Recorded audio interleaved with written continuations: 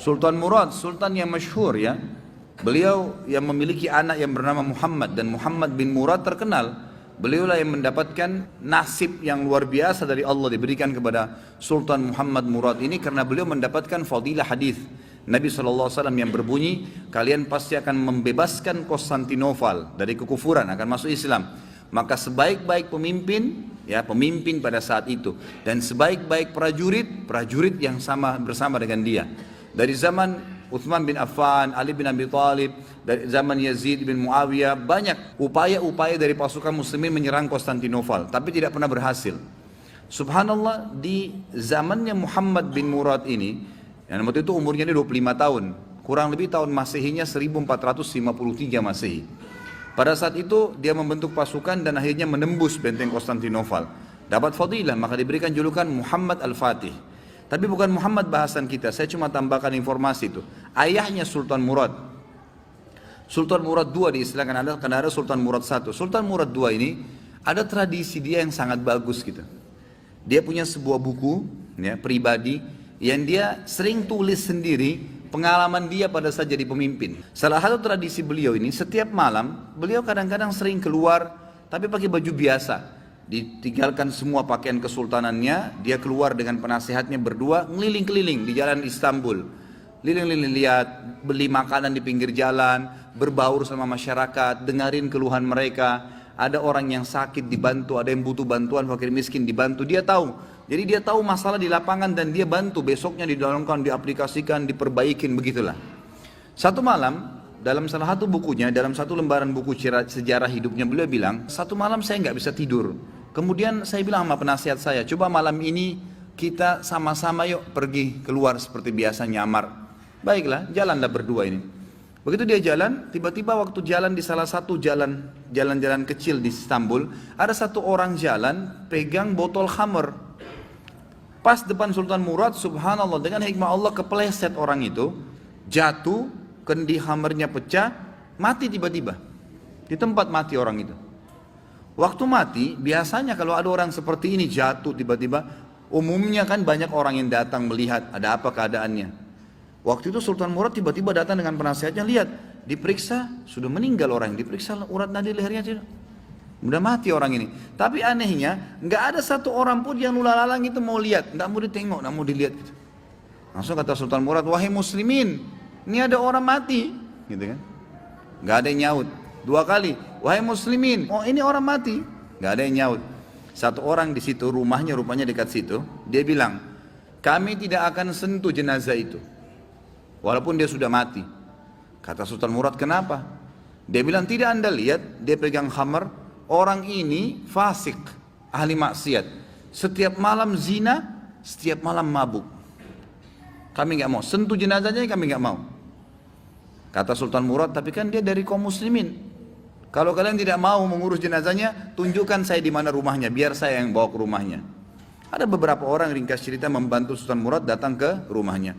Diketok pintu, dibuka, istrinya lihat suaminya meninggal, nangis. Seperti umumnya biasa wanita, menangis, kemudian masuklah. Yang lain ini orang-orang yang tadi nunjukin rumah itu sudah pulang semua, tinggal Sultan Murad sama penasehatnya. Duduk depan jenazah ini, istrinya nangis. Kata Sultan Murad, saya mau tanya, kenapa waktu tadi suami kamu jatuh, mati ini, nggak ada yang mau lihat jenazahnya, dan tersebar isu di tengah-tengah masyarakat tadi, mereka nggak mau sentuh ini karena dianggap suami kamu ini fasik, setiap hari zina, setiap hari mabuk. Sultan Murad kaget waktu istrinya tiba-tiba berhenti nangis, langsung dia bilang, saya udah tahu orang akan nilai begitu suami saya, tapi perlu anda tahu, suami saya ini bukan pezina, bukan orang mabuk. Sultan Murad bilang, bagaimana bisa? Jelas khamar di tangannya dia, kendinya pecah, saya lihat. Dia bawa khamar, dan orang ini bukan satu dua orang memberikan kesaksian, tidak ada satupun orang yang mau bantu jenazahnya. Dia bilang, iya, saya perlu berikan kepada anda kesaksian. Kata istrinya, suami saya ini orang sangat saleh, luar biasa ibadahnya kepada Allah, pada saya dan anak-anak baik, dan dia juga sangat dekat hubungannya dengan Allah. Sholat malamnya nggak ketinggal, kalau siang hari puasa, sedekahnya bagus. Tambah kaget Sultan Murad, bagaimana ceritanya? Dia bilang, suami saya ini punya satu usaha di tengah-tengah kota sini. Setiap hari hasil bisnisnya dia dibagi 3 keuntungannya. Sepertiga dibawa pulang ke rumah untuk saya pakai makan dan minum untuk anak-anak saya. Sepertiga lagi, sepertiga keuntungan diberikan botol khamr, berikan minuman keras. Dia bawa pulang ke rumah, dibuang di WC. Dia nggak minum, dibuang di WC. Terus dia bilang apa depan saya, kata istrinya, itu yang berikan kesaksian. Setelah dia buang, dia bilang, segala puji bagi Allah, minimal membuat saya ya mengurangi orang muslim yang mabuk hari ini. Terus sepertiga lagi yang tersisa, dia datangi tempat perzinahan, lalu dia bilang sama yang punya tempat perzinahan, ini berapa orang wanita di sini berzina? 10 orang. Berapa bayarannya kalau perempuan satu malam sampai besok pagi dibayar? Kata si punya tempat sekian, dikasih sama dia, sepertiga untungnya nih, 10 orang ini semua saya booking malam ini, tutup tempat kalian. Ini sudah milik saya, sudah dapat uang kan? Gak ada perzinahan, tutup. Dia pulang ke rumahnya. Orang pikir waktu dia masuk ke kios khamr, beli khamr, dia minum. Orang pikir waktu dia masuk tempat zina, dia berzina. Padahal sebenarnya dia malah suruh tutup. Dia pulang, kata istrinya, lalu dia bilang, segala puji bagi Allah yang minimal membuat saya malam ini memberhentikan beberapa anak muda muslim zina. Bayangkan, pernah gak kita terfikir buat perbuatan begini? Tidak terlintas.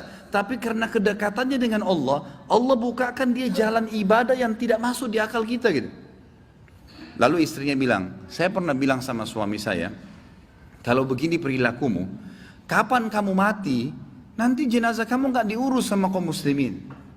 Ternyata terjadi, kata istrinya, jenazahnya nggak ada yang urus.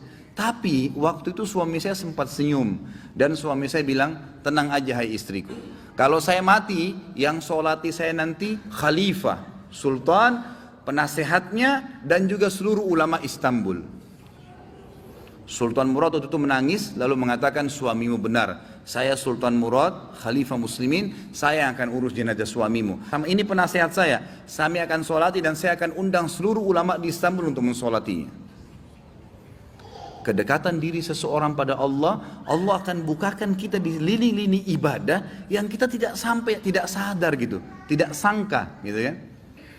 Begitu pula kisah tadi saya bilang, misalnya kalau ada orang beribadah, ibadah antum itu, sholat, sedekah apa semua, dia bukan cuma sekedar bernilai pahala kita bisa mendapatkan derajat di surga gitu kan, bisa memberikan ketenangan jiwa, ternyata bisa memecahkan masalah juga.